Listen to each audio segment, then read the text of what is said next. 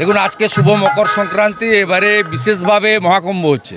তা আমরা সবাই আজকে মকর সংক্রান্তির দিনে পুণ্যার্থী যারা স্নান করছেন, পুণ্য স্নান, তাদের সঙ্গে মিলিত হচ্ছি, শুভেচ্ছা দিচ্ছি এবং বিভিন্ন জায়গায় ভান্ডারা অন্নপ্রসাদ বিতরণ হচ্ছে, শাকাহারি খাওয়ার, সেখানে আমরা সেই বিতরণেও অংশগ্রহণ করছি এবং কোথাও কোথাও বয়স্কদের কম্বলও দেওয়া হচ্ছে।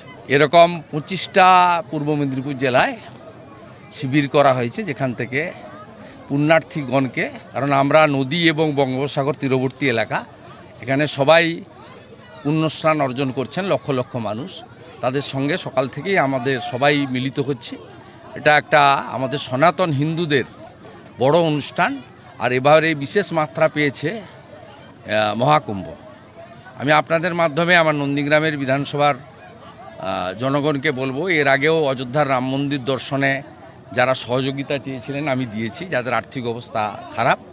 এবারেও মহাকুম্ভে যদি নন্দীগ্রামের কোনো আমার ভোটার, সে যে দলেরই হোক, হিন্দু হতে হবে, হিন্দু ছাড়া তো মহাকুম্ভে স্নান হয় না, সাই স্নান। তা হিন্দু যে কোনো, তার যদি যাতায়াতের বিষয়ে আর্থিক অসুবিধা থাকে আমাকে জানালে আমি সহযোগিতা করব।